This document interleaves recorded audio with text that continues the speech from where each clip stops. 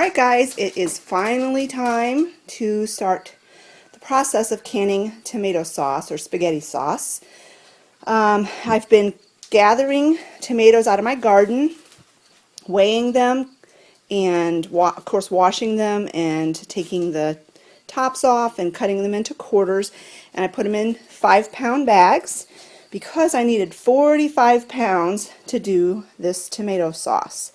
So yesterday evening or late afternoon, I pulled them out of the freezer and I thought, where in the world am I going to put these so that they can start to thaw? I didn't want to leave them sitting out on the counter, and I didn't have space in my refrigerator, so I thought, well, I'll stick them in these coolers.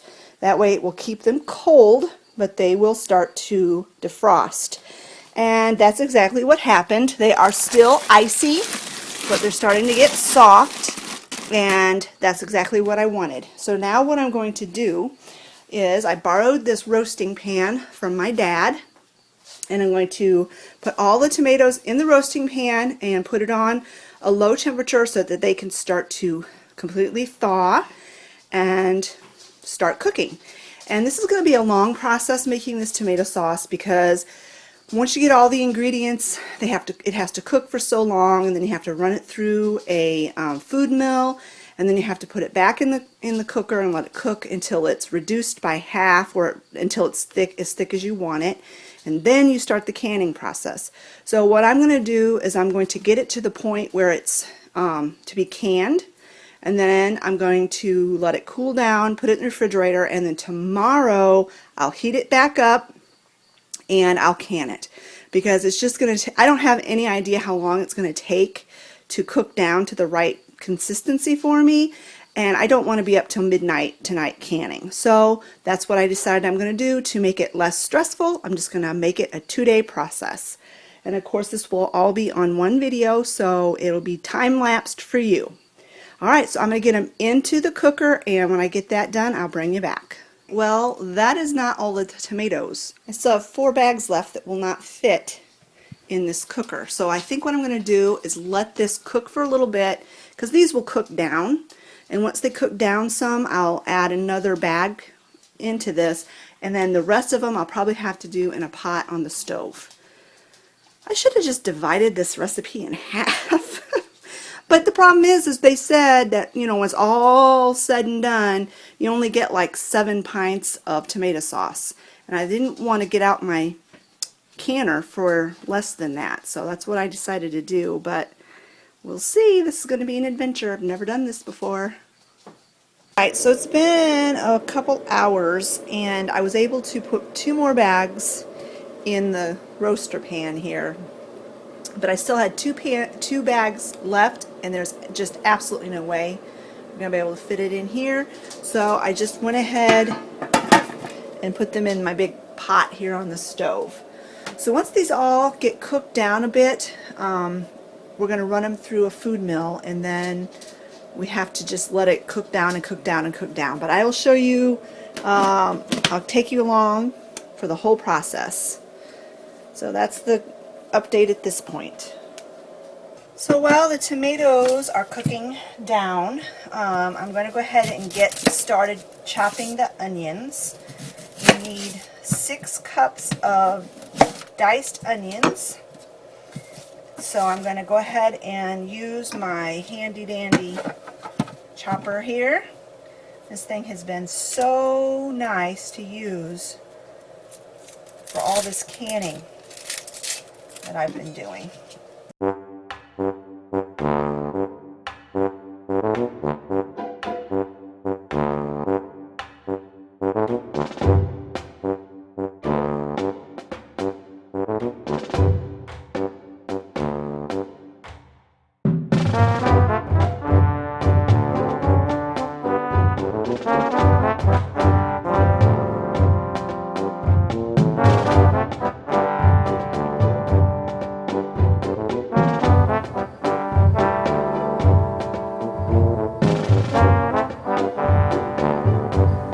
So there are the 6 cups of diced onions, and it took 5 fairly large onions. I would consider them, they were about this size, so about 5 onions about that size.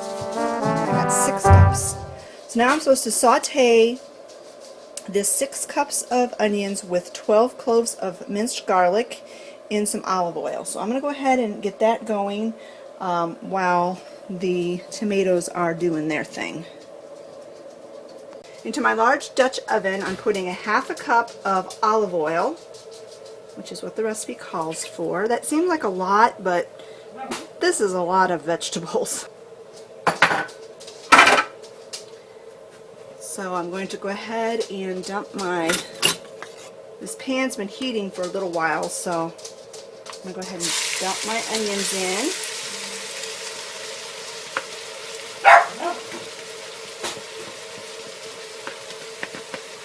And then it calls for 12 cloves of garlic, and as you know, I've said numerous times, I love this garlic, so that's what I'm going to use. And there's exactly 12 left in this package, so I'm just going to go ahead and pop them in. When I get all the garlic and stuff in the pan, I'll bring you back once it started to wilt down a little bit. To the onion and the garlic and the oil, you're to add 6 bay leaves,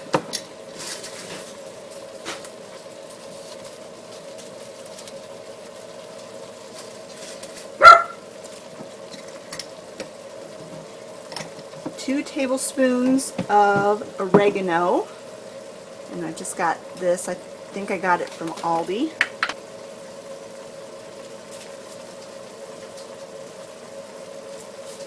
Those were heaping tablespoons, but that's okay because I really like this taste of oregano. 1.5 tablespoons of sugar, and I think that is typical for most tomato products.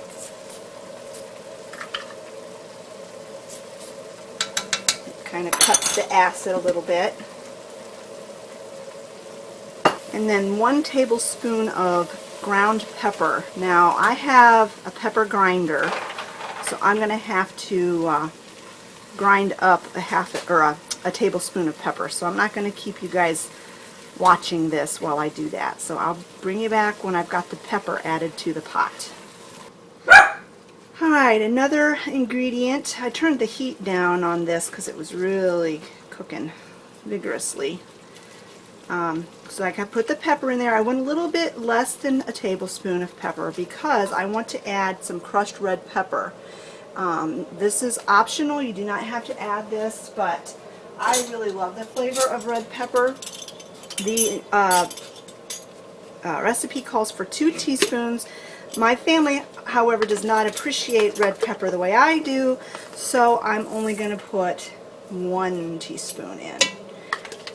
That wasn't quite a full teaspoon. There we go. 1 teaspoon. And then the last ingredient that goes in this pot is 1/4 cup of salt. So here I'm adding 1/4 cup of salt, and I use the pink Himalayan sea salt. So I'm going to stir that in. Now I am going to not do my spaghetti sauce exactly the way the recipe says, because at this point you're supposed to add all of this to all of the tomatoes. And honestly, I don't know how anybody could do that, because I'm using that big old cooker and I still don't have enough room for all of my tomatoes. So what I'm going to do is I'm just going to let this onion and garlic and spices simmer on the stove for a while, and while it is simmering I'm going to go ahead and run the tomatoes through my food mill, because it says you're supposed to add this to the tomatoes, let it cook for 20 minutes, then run the whole thing, you know, onions and everything, through the food mill. But I don't mind if I have a few chunks of onions in my tomatoes. And what I will do is I'll pull the bay leaves out of here, and then I'll just use my immersion blender to blend this into a more fine puree, because my son does not like chunks in his spaghetti sauce. So that's what I'll do. I'll let this simmer and the tomatoes simmer separately. So I'll bring you back when we are ready to start running the tomatoes through a food mill. So here are the tomatoes in the cooker. They are steaming hot, completely soft and defrosted, and so I'm quite sure that once I run these through the food mill and get all the skins and seeds and fiber and stuff out of them, and it's basically just juice left, I'll be able to fit everything into this cooker so that I can cook it down. So that's the main reason why I'm varying the recipe just a little bit, because I just don't have a big enough pan. Now the recipe says to put all of this stuff in a large sauce pot. I'm like, my goodness, who has a sauce pot large enough to to hold all of this? I don't know. All right, so we're gonna go ahead. I'm gonna get this counter cleaned off and get this set up for using the food mill. All right, so this is how I kind of got it set up to use this food mill.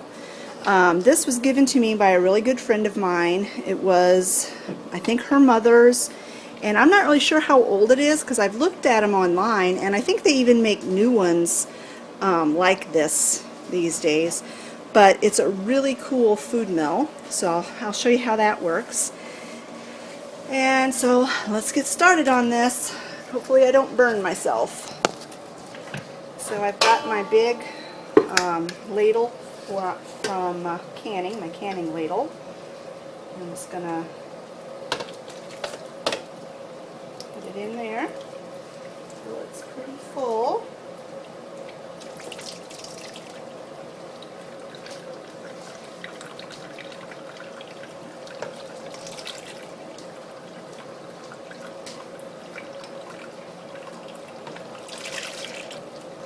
I don't know how well you're seeing this. Olivia, you want to get the camera and kind of pan it down inside? You just roll this wooden thing around and around and around until you get all the juice squeezed out of it.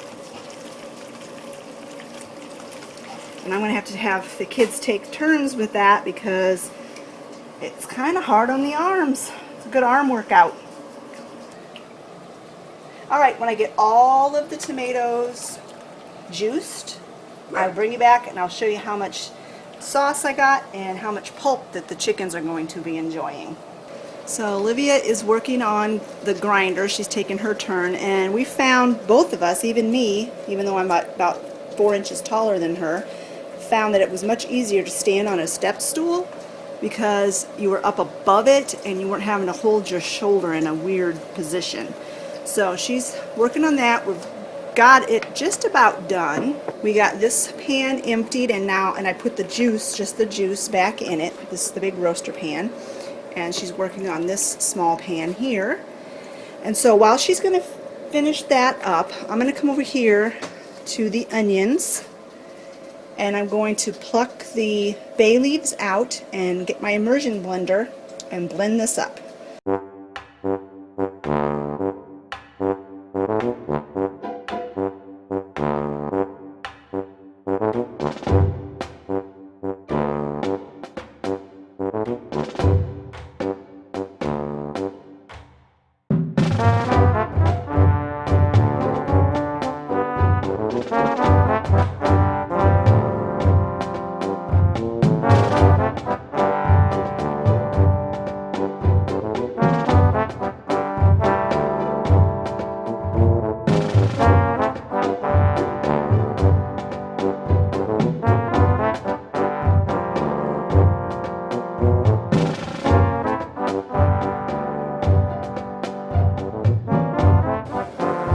Okay guys, here's where we're at. We've got everything juiced, and yeah, it's not all going to fit in here. So what I'm going to do is I've got this cranked up on high. I'm going to leave the lid off, and I'm going to let this start reducing down. I'm going to put that on the stove and let it start reducing down, and then whenever it's reduced down enough that I can fit it all in here, then I'll add it all back into the slow cooker, or the roaster pan. It's not a slow cooker. Here's the onions. They're nice and pureed. I'm going to get this stuff reducing down, And then once everything can fit into this roaster pan, I'm going to turn it down to like simmer, like 200 degrees, and I'm going to let it simmer all night long. And then tomorrow, if it needs to reduce down even more, I will crank the heat up, take the lid off, and let it steam away. You can see it's steaming now. So there we are, guys. When I've got this all in one container, I'll bring you back. And look at this kitchen. Oh my goodness, this happens every time I process food and can. I get a mess. Look at my stove. It's a mess. How do I spill over? I don't even know. But yeah, giant mess here. And then I wanted to show you, this is the pulp that we got out of 45 pounds of tomatoes. Those were pretty juicy tomatoes. And most of them, I would say 80% of them were Romas. So, alright guys, that's the update. So it's been cooking down for a couple of hours, and I was able to get this pot, you know, reduced down, and everything is in there, all of the onions and everything. So I'm going to let it cook with the lid off for another hour at least, and then I'll put the lid on it, turn it down to simmer, let it simmer all night long, and so when we're ready to start canning it, I'll bring you back. So see you tomorrow, folks. It's the next day, the next morning, and this has been cooking all night, and it is to the consistency that most spaghetti sauce is at, so I am going to be starting the canning process now.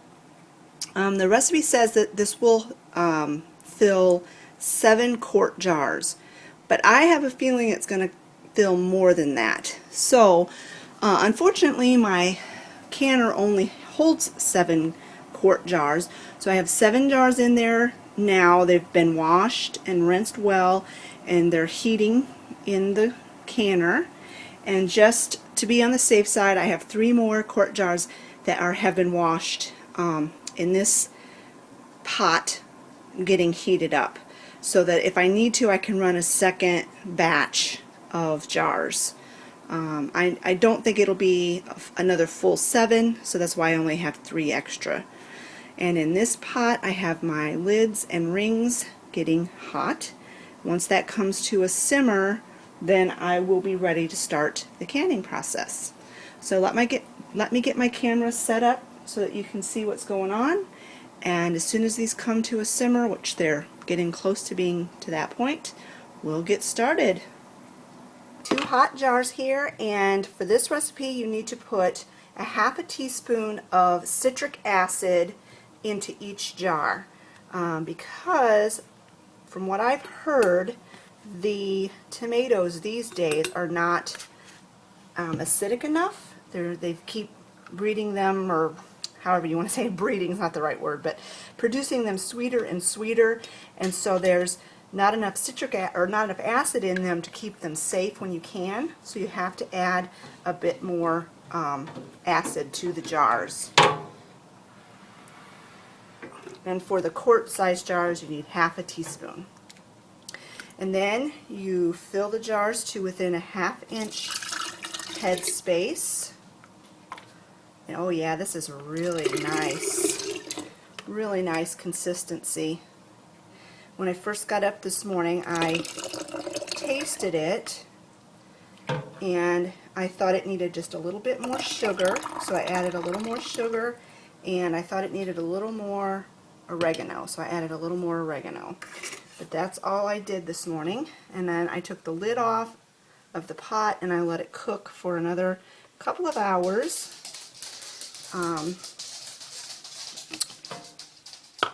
Just to get it to the perfect consistency.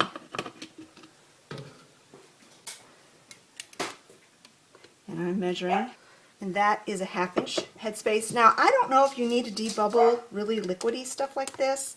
I don't think you do, but I'll just do it to be on the safe side. And then, of course, you take a paper towel dipped in vinegar, white vinegar, and make sure the lid, let me get this over here so you can see better. Make sure the rim is very, very clean. Really don't want any particles left on there. Then you get a lid. It's been in the simmering water, and a ring. And you put them on fingertip tight. And back in the canner it goes. Okay, I will show you that one more time. And I'd already put the citric acid in this jar. So we just fill it to within a 1/2 inch head space.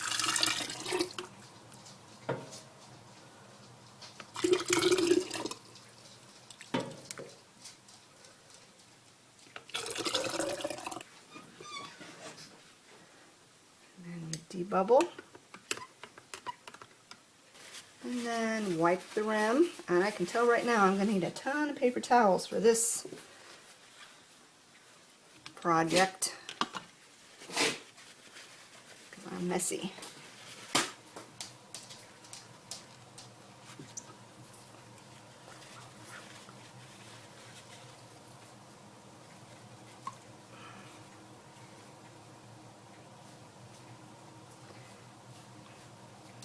Really, really, really clean. I love the color of this sauce. We need a lid and a ring, fingertip tight. And in the canner it goes. When I have got all of my jars filled and in the canner, I will bring you back and show you what you do next. I've got the canner filled with 7 quarts of the tomato sauce. So now I have to do is put the lid on it, crank the dial up to can, and once this comes to a rolling boil, I will can this for 40 minutes, and after 40 minutes I'll take them out, and I'm definitely going to have to process some more. I have at least 3 more quarts in here, and maybe even 4, so I'm going to wash up 1 more jar and have it get it heating, just to be on the safe side. Alright, when these jars are done, when I'm completely done with all of the canning, I'll bring you back and I'll show you the final product, and I'll let you know what the final total of jars that I got today.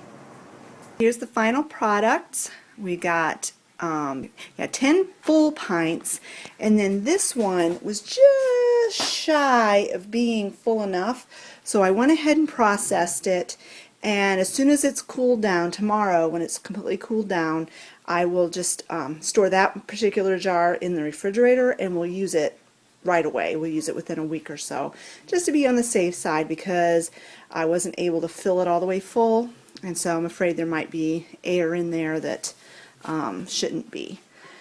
So there we go. What a job. That was a job and a half. And next time if I do sauce again, I'm going to be cutting it into 2 batches and not having to deal with all of those tomatoes and what to do with them all. But anyway, I'm happy with the product. It tasted good when I tasted it this morning. Olivia tasted it while I was canning, and she said it tasted really good. So yeah, more food for the pantry for this winter. Thanks a lot for watching, and if you haven't subscribed already, don't forget to hit that subscribe button, or you can hit the little icon that has my face on it. We'll talk to you later, friends. Bye-bye.